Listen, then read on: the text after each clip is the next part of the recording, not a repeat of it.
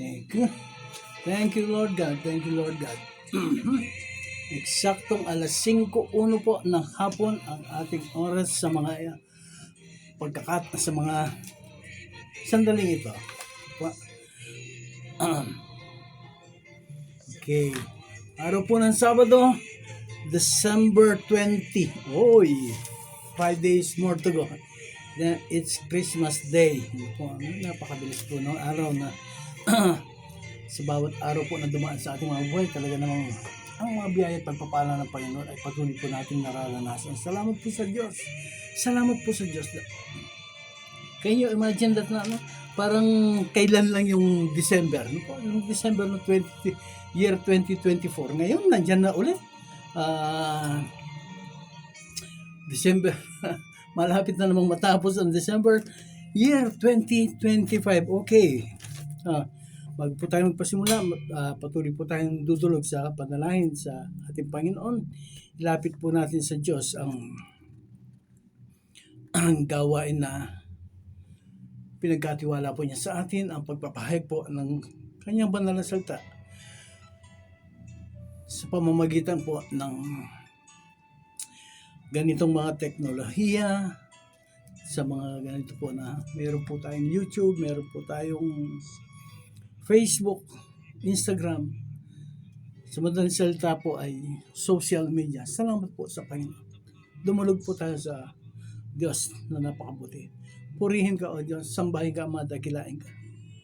Ama, una po sa lahat, kami po ay lumalapit na may pagpupuri, pagpaparangal sa iyo. Dinadakila ka po namin, kinikilala po namin ang lahat po ng iyong mga gawa sa aming mga buhay. Diyos, sa isang linggo na naman po na dumaan sa aming mga buhay, ang pag-iingat mo, proteksyon, gabay, patnubay, patuloy po namin naranasan. Ang mga kagalingan, pagpapagaling po sa mga karamdaman, O Diyos, ang mga suliranin, ang mga bigatin, ang mga salungain sa buhay na ito, Panginoon, ay iyo pong binigyang katugunan. Salamat po sa mga pagkakataon po ito. Tinatas po sa dakilang pangalan, O Diyos. Ang mga kaibigan po namin, mga kakilala, mga sa buhay, Panginoon, na patuloy na nakikinig, patuloy po na sumusubaybay sa gawain ito, O Diyos. Mauna po sa lahat, itinataas po sa dakilang pangalan, God, Lord, ng napakarami po ng mga kaibigan, kapatid na kahit na po na sa ibang bansa po sila, O Diyos, Lord. Overwhelming po, Panginoon, ang ginagawa, O Diyos. Sa napakaraming mga bansa na naaabot po ng gawain ito, Ama, sinabi mo po sa iyong salita, humayo kayo sa lahat ng dako na daigdig na ito. Ipahayag, pangaral ang salita. Diyos, hindi man po ako nakakapunta sa mga iba't ibang dako, hindi man po ako nakakarating sa mga iba't ibang lugar, O Diyos.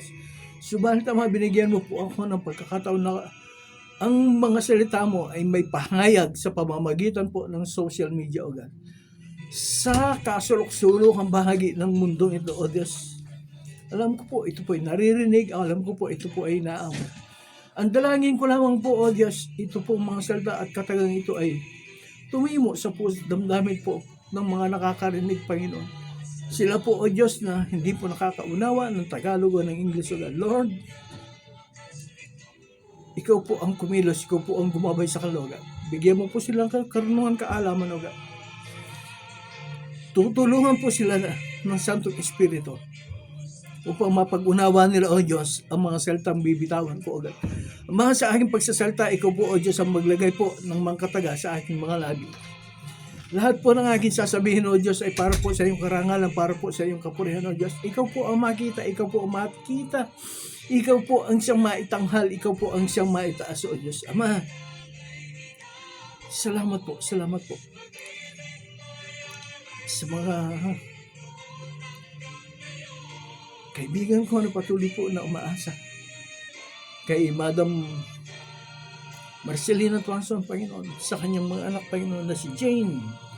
Ama, sa mga anak po ni Jane na si Jorian, si Jonella, At si Junel, Panginoon, na nandun po sila sa Canada, O God. Lord, si Junel na scholar po sa kanyang pag-aaral, talino, karunungan, ang patuloy mo pong ipahiram sa kanya, O God. Ama, maparangalan ka, maitaas ka. Ingatan mo po sila, gabayan mo sila, patnubayan mo sila, O God. Sa lahat po ng kanilang mga pangangailangan, sa pang-araw-araw nilang buhay, lalo na, O Diyos, sa spiritual nilang buhay, O God. Ama, ikaw po ang kumilos sa kanila, bantayan mo po sila. At ganoon din po, Ama, ang anak po na isa ni Madam Mercelina, O God. Si Gemma, O God. Lord, pagpalain mo rin po ang anak niya na ito. Sa lahat po ng sambahayan, kabuuan po ng sambahayan ni Madam Siling, O God. Ang pagpapala mo, gabay patnubay protection ay patuloy po na maranasan. Ama, tinataas ko po sa dakilang pangalan, O God. Ang iyong anak, ang iyong lingkod, Panginoon, na si Bishop Chelsea Candelaria, si Mami Penny, si Pastora Joyce na nandoon po, O God, sa Jacksonville, Florida. Ang pag-iingat mo, kalakasan mo ay patuloy po nilang maranasan.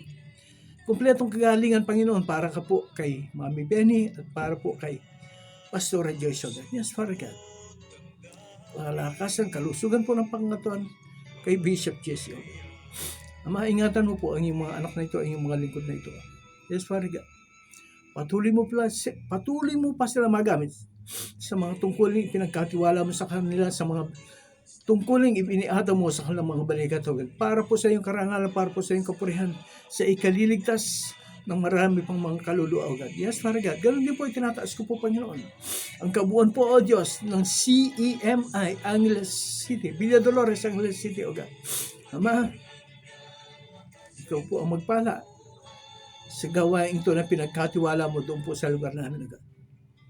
Kay Pastora Cecil Escoto, kay Pastora Nel Kiambao, kay Pastor Melvin Basilio, kay Pastor Dan Pamintuan, kay Pastor Rick Zapando, O God. Ama, ganun din po. Naalala rin po namin si Pastor Art Escanillas, O God. Yes, Lord God, at ang kanyang may bahay, ang kanyang samahan, O God. Pagpalain mo po, O Diyos, ang mga manggagawa, ang mga lingkod mo, ang mga pastor, mga laymen, ang mga branch churches, O God. Yes, Lord God, ang mga deacons, ang mga dawn watchers, O God. Yes, Father God, sa pagmunay Pastor Halim. Ikaw po magpala, O God. Purihin ka, O Diyos, sa bahay katiklayan ka. Minsan pa po, tinataas ko po sa dakilang pangalan. Ang gawain to, ang paghangarap po ng iba na salita. Ama, naamin ko po, O Diyos, wala akong alam, wala po akong kakayahan. Ako po ay isang hamak na lingkod mo na sumusunod lamang po sa iyong mga utos, sumusunod sa iyong mga gamay. Parangalan ka sa bahay katiklayan. Sa pangalan po ng bugtong na anak na si Kristo Jesus, sa presensya at kapangyarihan ng Santong Espiritu. Amen at amen. Thank you, Lord God. Thank you, Lord God. Hallelujah. Yes. Thank you. Okay. Thank you, Lord God. Okay, minsan po.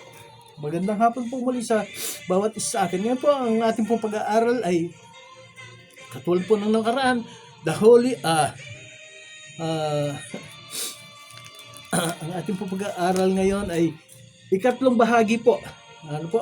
Ikatlong bahagi po ng serya ng ating pag-aaral na Finding Jesus in the New Testament. Ito po. Finding Jesus in the New Testament. Okay. Yung po nakaraan ay yung Finding Jesus in the New Testament, the Holy Spirit. Ito po. Tapos po yung kauna-unahan, yes, of course, how the people of the New Testament found our Lord Jesus na wala pa po yung mga Gospel, Matthew, Mark, Luke, and John, Book of Acts, and Book of Romans. Ito po ay kanilang nakita na, ito po ay kanilang tagpuan na ang ating mahal na Panginoon, ang ating Panginoong Hesukristo. Ngayon po, ang titulo po o ang subtitle po na inilagay ko, dito sa ating pag-aaral sa ngayon na Finding Jesus in the New Testament ay dahil ngayon po ay magpapasko na. Ito po ay marami ganito eh. Subtitle is Exchange Gift. Pagpapalitan ng regalo. Okay. Yung pong exchange gift na yan naririnig ko lang po yan pag sa mga Christmas. Pag Christmas, doon lang po yung naririnig ko yung merong exchange gift. Wala po akong narinig na exchange gift doon sa birthday party. Wala po akong narinig na exchange gift doon sa kasalan. Wala po akong narinig na gano'n. Pero pagdating po dito sa dito po sa Bible, meron pong exchange gift. Sabi po nila walang exchange gift. Meron po. Okay, basahin po natin. Dito po sa talata ng Biblia na ating pagbabatayan ay mayroon pong exchange gift. Okay, tingnan po natin. Mateo, kabanatang 2, talatang 1 hanggang sa 11. Matthew chapter 2, beginning from verse 1 up to verse 11. Basahin ko po ito sa wikang Tagalog. Okay po. Tapos po sa English mamaya. Babasahin ko po ito talaga sa wikang English. Okay, sa Tagalog po muna. Si Jesus ay ipinanganak sa Bethlehem ng Judea noong kapanahunan ni Haring Herodes. Dumating naman sa Jerusalem ang ilang pantas mula sa silangan at nagtanong-tanong doon. Nasaan ang ipinanganak na hari ng mga Hudyo? Nakita namin sa silangan ang kanyang tala at naparito kami upang sambahin siya. Nang mabalitaan ito ni Haring Herodes, siya ay naligalig. Gayon din ang buong Jerusalem. Kaya tinipon niya ang lahat ng punong saserdote at mga eskriba sa Israel at itinanong sa kanila kung saan pinanganak ang Mesiyas. Sa Bethlehem po ng Judea, tugon nila. Ganito ang sinulat ng propeta, at ikaw, Bethlehem, sa lupain ng Huda ay hindi nga huli sa mga pangunahing bayan ng Huda, sapagkat sa iyo lilitaw ang isang pinuno na mamamahala sa bayang Israel.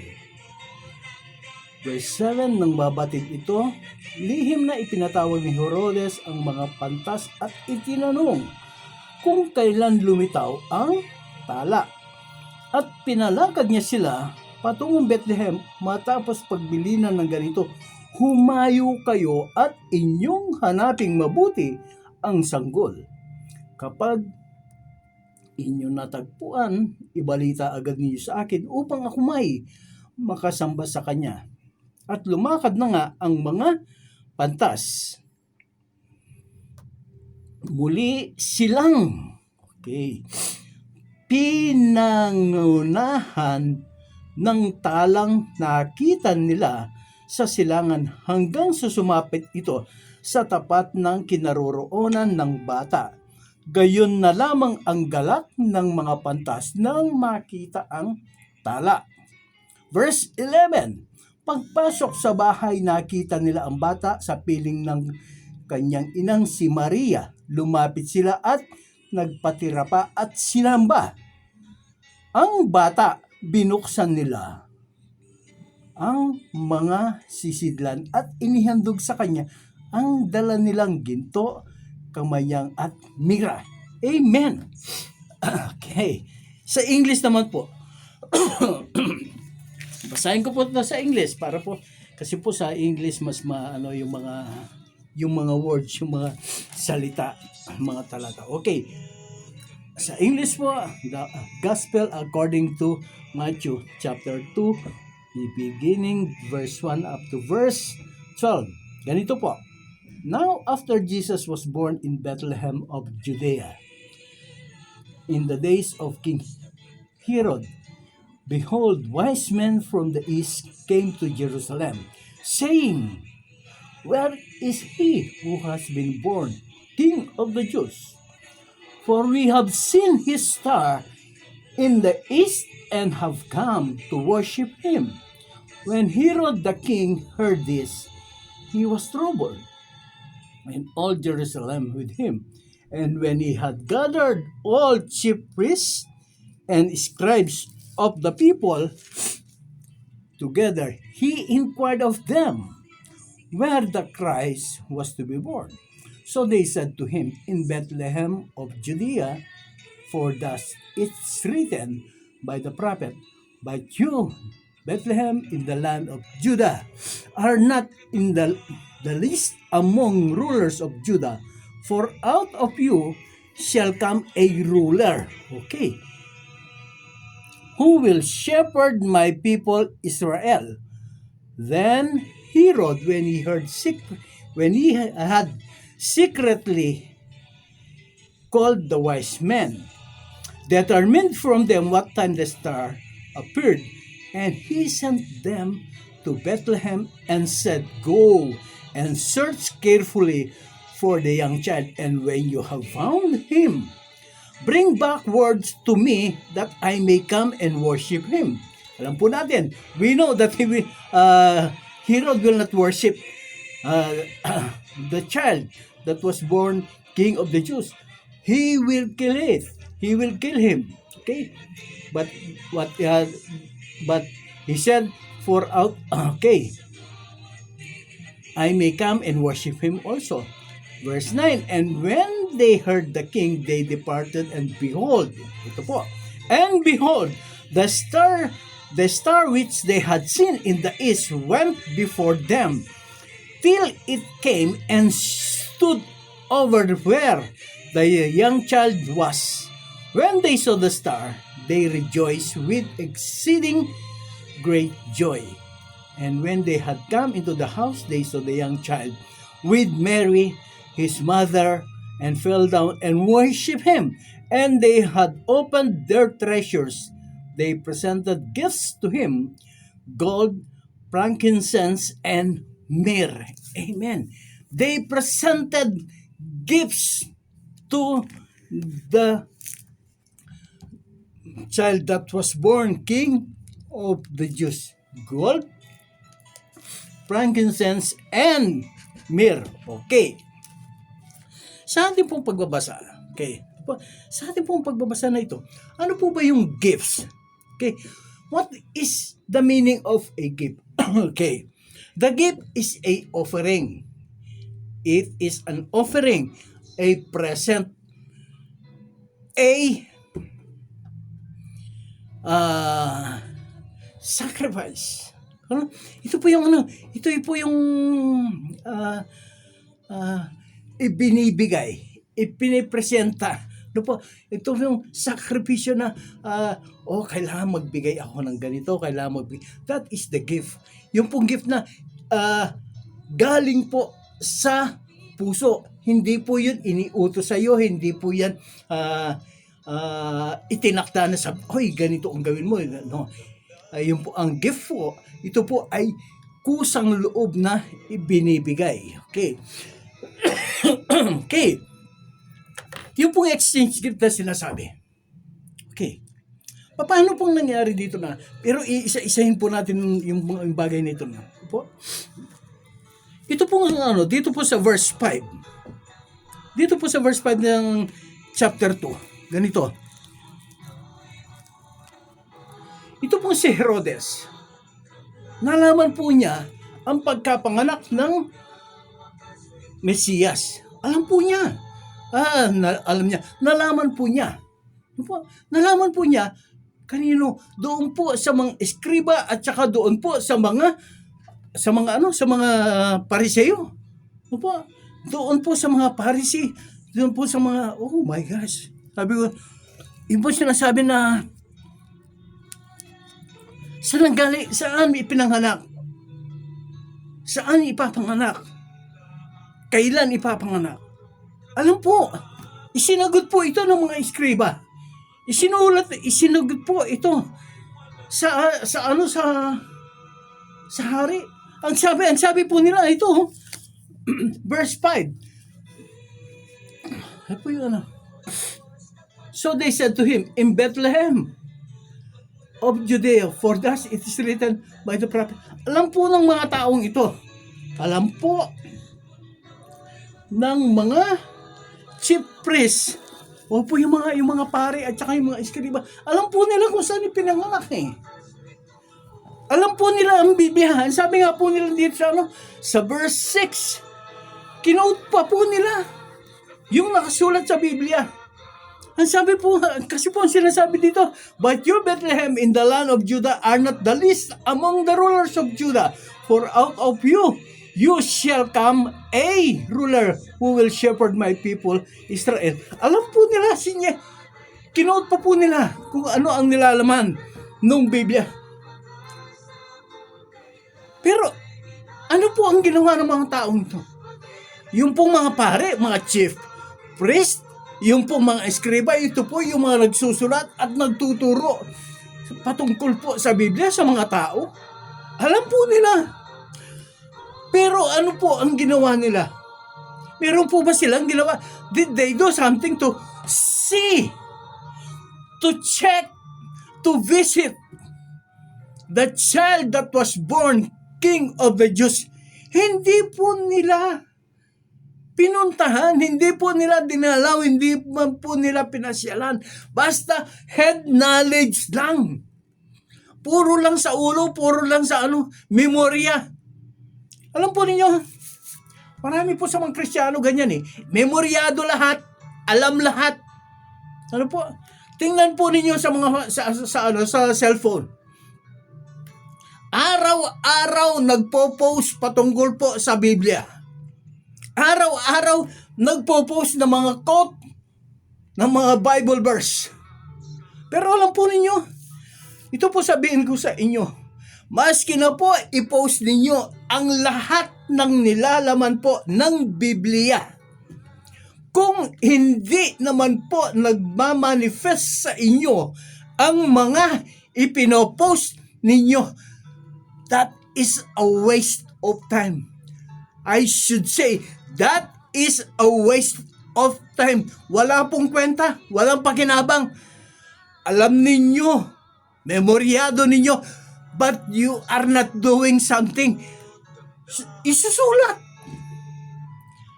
Meron bang yan sa buhay ninyo? Meron po ba yung meron bang nagiging epekto yan sa buhay ninyo, yung mga pinopost ninyo na yan? Sabi nga po nung nabasa ko po yung isa na ipinost po ng teacher ko eh. Yung po isa sa mga teacher ko dun sa Bible school, siguro po nabasa niya yung mga ito. Ang sabi nga po niya doon eh, even if you post everything that is in the Bible every day, but it does not appear, it does not affect, it does not change your life, it is nothing.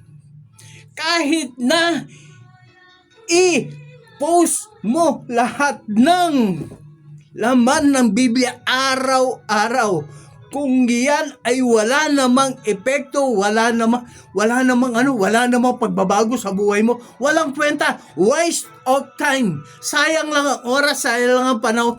Tigilan mo na iyan. Tigilan mo na iyan. Ito po, mga iskriba, mga pare, alam na alam nila, memoryado nila, kinokot-quote pa nila yung Bible. Pero they are not doing something. Kung puro ka lang head knowledge, mas maganda pa nga yung wala kang alam eh. Mas masasabi ko na, mas safe ka pa doon. Kasi wala kang alam eh. Pero yung nagtatali-talinuhan ka, nagmamarunong ka, araw-araw, nagpo-post ka patungkol sa Biblia, pero yung buhay mo, wala namang pagbabago. Itigil mo na lang. Sayang yung panahon. Praise God. Head knowledge. Matthew chapter 2 verse 5. Sabi nga, the King of the Jews will be born in Bethlehem of Judea. But they did nothing to check to see him. Praise God. Praise the Lord. Waste of time. Okay. Sa buhay po na ito na yung po sinasabi na yung pong gift, okay, na sinasabi rito, umpisahan po natin dito sa Holy Spirit. Alam po ba ninyo na ang Holy Spirit ay nandito sa mga panahong ito na ang mga wise men ay pinakitaan ng liwanag, nakita nila ang tala ng ating Panginoong Jesucristo. That is the gift of God to these wise men. That is the gift. Yan po ay regalo ng Diyos doon sa mga matatalinong tao na iyan. Can you imagine na? Nag-aaral po ang mga taong ito ng mga star ng universe. Tapos po sila po ay mga negosyante. Pero sila po ay pinakitaan ng Diyos sa pamamagitan po ng isang tala. Uulitin ko lang po yung nabanggit ko na nung nakaraan. Doon po sa Old Testament, nung ang mga Israelita ay lumabas po, nailabas na ni Moses doon po sa pagkabihag, pagkaalipin doon po sa Ehipto. Pag sila po ay naglalakbay sa araw, meron po mga ulap na nandoon sa kanilang ulunan upang hindi po sila mainitan sa kanilang paglalakbay. At paggabi po, yung ulap na yan ay nagiging pillar of fire. Yun po ang Holy Spirit. Ang sabi po sa Biblia, pag ang Holy Spirit ay tumataas, doon po sa aklat po ng mga bilang, kabanateng 9, nakasulat po yan. Numbers chapter 9, verse 15, 16, and 17, nakasulat po yan. Sinasabi po doon na, pag ang pillar of fire ay umaangat, lumalakad po ang mga Israelita. Can you imagine that? 40 years, binabantayan sila ng pillar of fire at ng cloud, ng pillar of clouds. Pillar of fire pagdating po ng gabi para po matanglawan yung kanilang nilalakaran, at pillar of clouds pag-araw para po hindi po sila mainitan. Ito pong mga wise men. Sa kanilang pag-aaral, sila po ay pinakitaan ng tala ng Diyos upang sila ay gabayan papunta doon sa kinaroroonan ng sanggol na ipinanganak na hari ng mga Hudyo. That is the gift of God. That is the gift of God to these wise men. Wala sa hinagap, hindi nila hinangad na makakita ng ganoon. Nisinagap nila. Kaya sila pa nga ang unang nakakilala. Sila pa ang unang naghanap sa ating Panginoon Jesucristo. Kaysa doon sa mga disipulo, doon sa mga alagad. Kasi dito, ipinanganak pa lang ang ating Panginoon Jesucristo. Nakilala ng mga disipulo ang ating Panginoon Jesucristo nung siya ay 30 years old na. So, nauna pa ng 28 years ang mga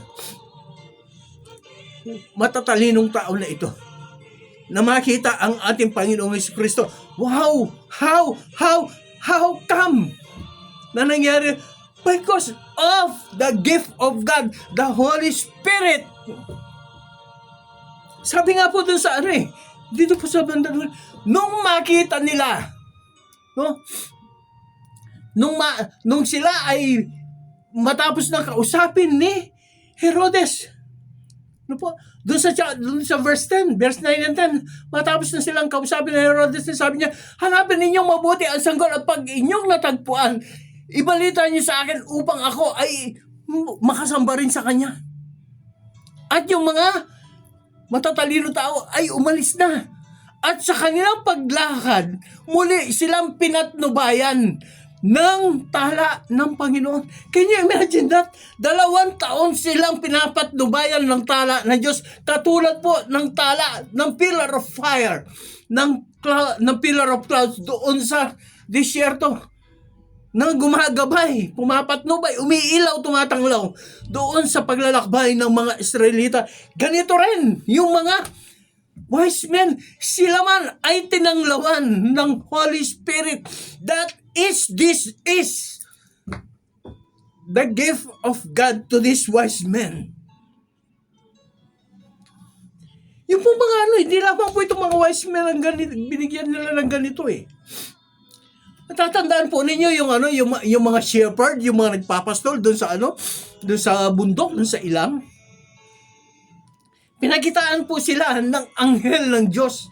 Kinausap sila, nagulat sila, natakot sila dahil sa kaningningan ng presensya ng Panginoon. That is the Holy Spirit. At sabi niya, huwag kayong matakot. Meron ako magandang balita para sa inyo. Doon sa bayan ni David ay pinanganak ngayon ang sanggol, ang Mesiyas. Yung pong mga shepherd na yun, yung pong mga pastor, ang ibinigay na regalo ng Diyos sa kanila ay kinausap sila ng anghel habang sila ay nagbabantay ng kanilang mga alagang hayop doon sa bundok, doon sa ilang. Yun po ang regalo ng Diyos sa kanila. Ano naman po ang balik na regalo ng mga nagpapastol na ito? Dali-dali po silang pumunta doon sa kinaroroonan na kung saan ang ating Panginoong Jesucristo siya ay ipinanganak.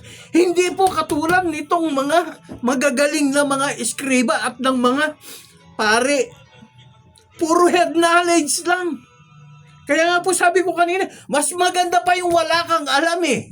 Mas maganda pa yung hindi ka nag-aaral eh. Itong mga ito, pastol. Hindi sila nag-aral katulad ng mga pare, katulad ng mga eskriba.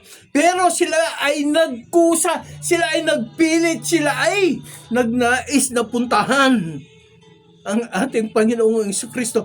Ang sanggol na ipinanganak na hari ng mga Hudyo, yun ang kanilang regalo sa Diyos. They paid tribute to our Lord Jesus. Yes, wala silang dalang ginto, wala silang dalang pilak, wala silang dalang frankincense o ng mira. Pero ang kanilang presensya doon, the mere presence of them in visiting the child born King of the Jews. That's what matters. Hindi mo kailangan magbigay ng exchange gift. Sinasabi, meron pong exchange gift dito. Hindi pa nakakapagbigay ang mga wise men. Hindi pa po nakakapagbigay ang mga wise men. Ginto, insenso at ng mira. Ang Diyos ay nagbigay na ng regalo sa kanila. Ang gabayan sila, patnubayan sila ng Santong Espiritu. Ang binigay po ng mga wise men na ito, ng mga matatalinong taong ito, ito po yung una, ginto. Bakit po ginto? Sapagkat yung ginto ay simbolo po sa pagiging hari ng batang isinilang na hari ng mga Hudyo. Yes! Sabi nga po dito siya ang mamamahala sa aking bayang Israel. He is the king. Binasa po natin yan. Yung pong frankincense o insenso, ano po ang sinisimbolo niyan? Ang sinisimbolo po niyan ay pare, propeta. Bakit po? Sapagkat yung pong insenso, ito po ay ginagamit sa paghahandog ng pananalangin upang itaas sa Diyos ang ating Panginoong Jesucristo. Siya ang ating tagapamagitan sa ating Diyos. Siya po ang naghahandog. Siya po ang naghahandog. Nananalangin para sa atin na tayo po ay ingatan ng Panginoon. yung kanyang mga panalangin, ito ay mabangong samyo sa harapan ng Diyos. Insenso. Bakit mira? Bakit mira? Ano ba yung mira? Yung pong mira, ito po ay pabango. Ito po ay pabango na ginagamit sa pang-embalsamo ng mamamatay, sapagkat ang ating Panginoong Jesucristo, siya po ay mamamatay sa paghahandog po niya ng kanyang buhay upang tayo po na tao makasalanan, nalaman na natin ang kasalanan ito sa ating ninunong Eva at si Adan. Tayo po ay tayo po ay tutubusin ng ating Panginoong Jesucristo sa pamamagitan po ng kanyang kamatayan. Siya po ay papahiran ng langis. Ito po ay ang mira. Mira, ito po ay sumisimbolo ng kamatayan ng ating Panginoong Jesucristo. Yung ginto, sumisimbolo po ng pagiging hari ng ating Panginoong Jesucristo.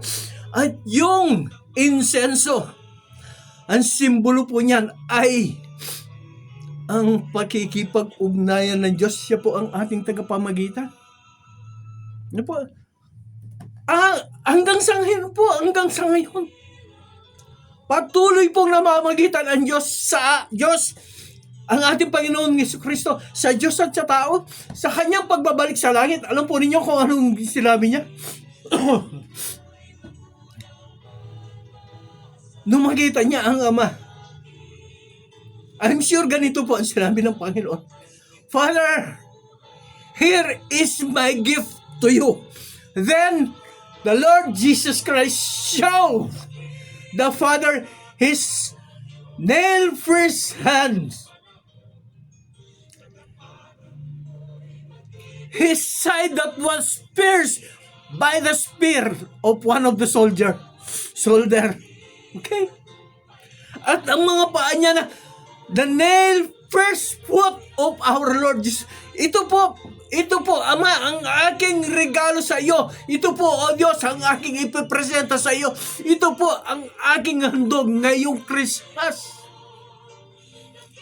Sabi ng ating Panginoon sa Kristo, siya po ang namamagitan para sa atin. Yan po ang gawa. Yan po ang tungkulin ng ating Panginoon sa Kristo bilang pare, bilang propeta natin. Namamagitan po niya tayo. Pinapakita niya, Ama, ito po, oh. Ito po yung mga sugat ko. Ito po yung sugat ko, oh, nandito po sa tagilan. Ama, yung po mga butas sa paa ko. Yung po ang mga regalo ko sa inyo. Okay? Ito pong regalo ng mga ano. Ito pong regalo ng mga wise men. Ano po? Pinaghandaan po nila ito. Kasi nakita po nila yung tala ng Diyos ng Panginoon. Pinaghandaan po nila ang ibibigay nilang regalo. Opo. Matagal po ang paghahandang ginawa nila. Yung po regalo nila, hindi po nabubulok. Hindi po nabubulok yung regalong binigay niya. Yung ginto po, hindi po yan nabubulok. Yung insenso po, yan po ay hindi mabubulok sapagkat yan po ay itinata sa ating Panginoon. Their offering, their gifts to the child born King of the Jews, it won't worn out. No? Hindi po yan nabubulok.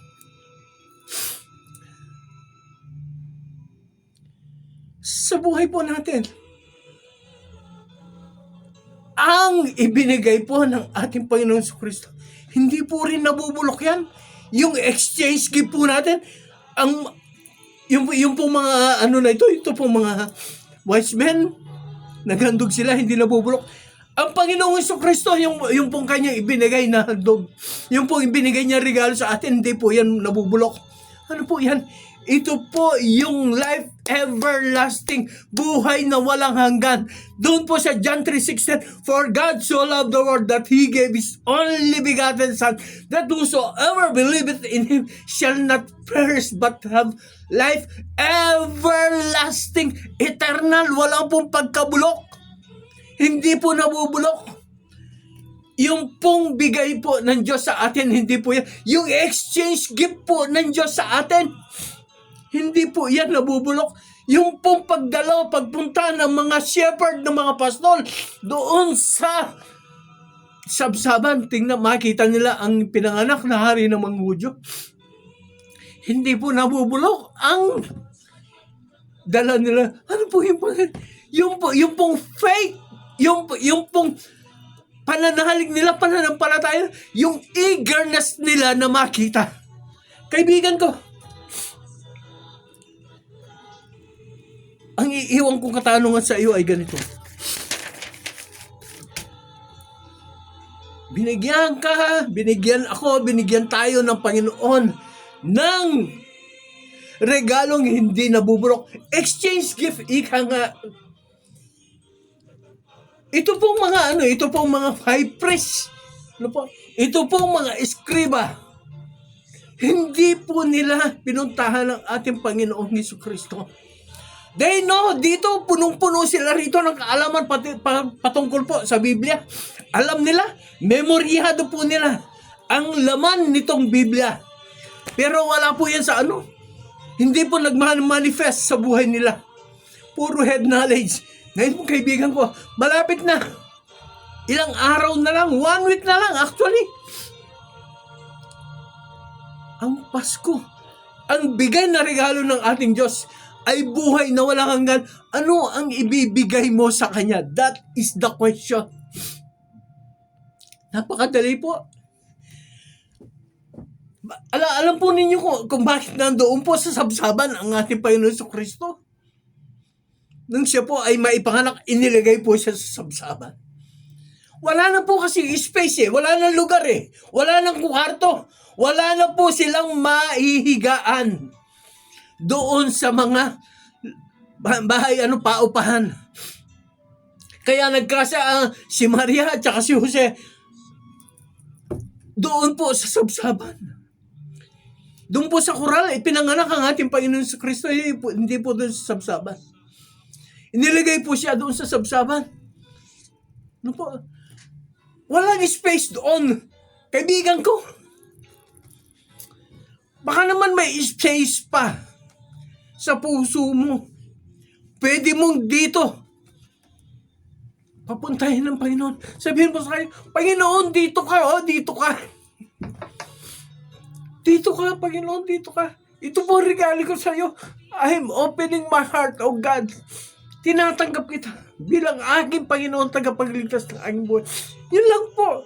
Wala pong hinihinging mahirap sa atin ng Diyos. Wala pong hinihinging gastos ang ating Diyos sa atin. Wala pong hinihinging sakripisyo ang Diyos sa atin.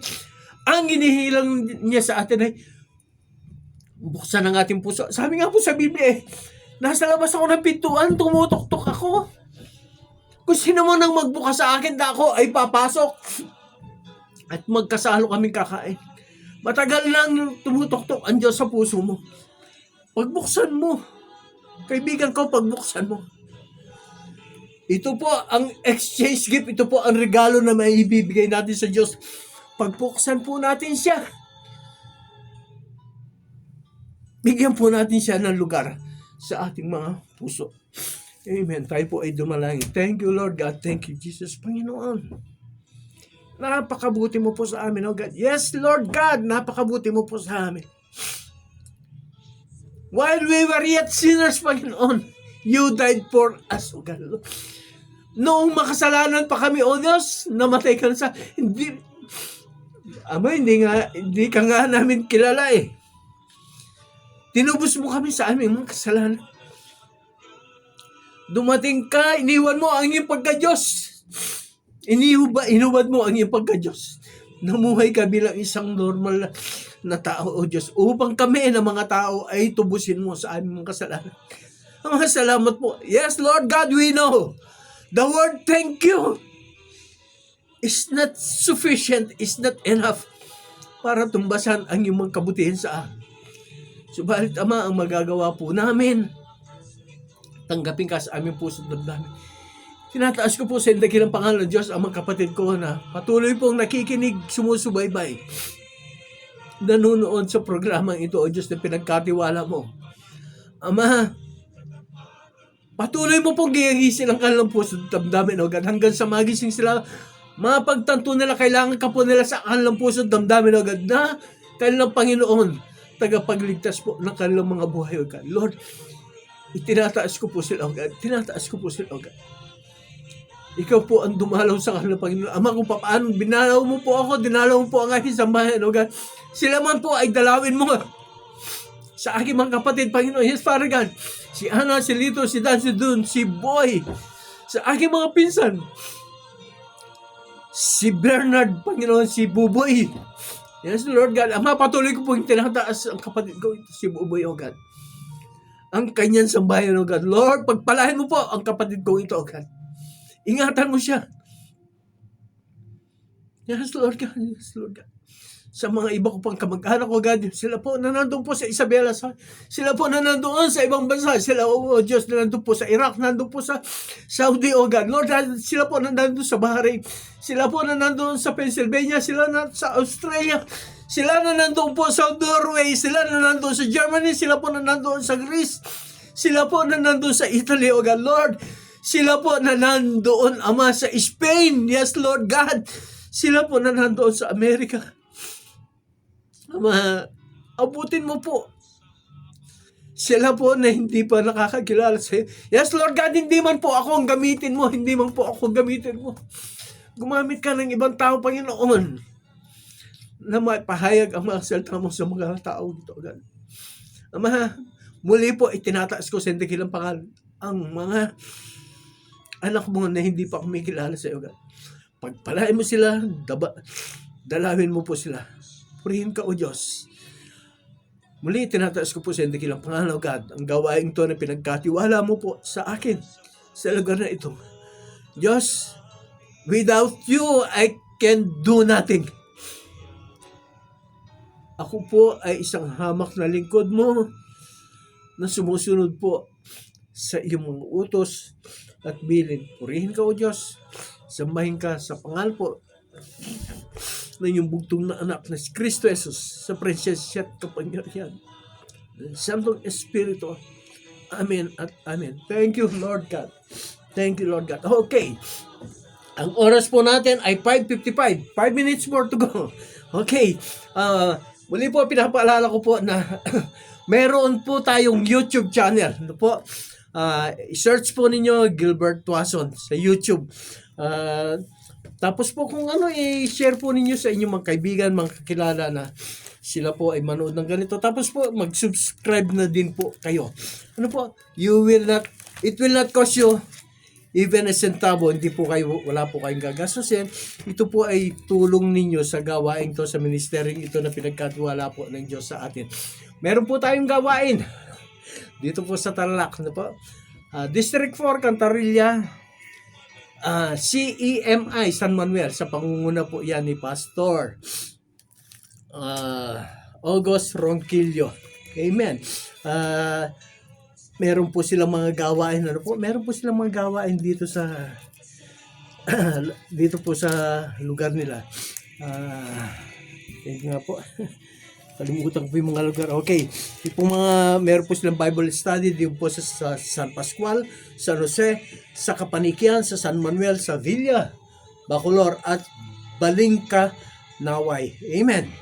Tapos po, sa Hirona, si Pastor Jeff Vinson. Okay. CEMI Hirona. Bagong Bayan. Bagong Bayan po. Okay. Tapos po, doon po sa medyo malayo-layo, CEMI, Acosilian. Okay, sa Acosilian, Tuwaw, Cagayan Valley, sa pangunguna naman po yan ni Pastor Ariel Castillo. Purihin ng Diyos, sambahin ng Panginoon, sa pangalan po ng bugtong na anak, si Kristo Jesus. Muli, magandang araw po sa bawat sa atin. Maligayang Pasko sa bawat isa. Ano po? Maligayang Pasko sa bawat sa atin. Ang magagawa, the wisest thing that we can do this Christmas day is to worship Jesus Christ. Amen and amen.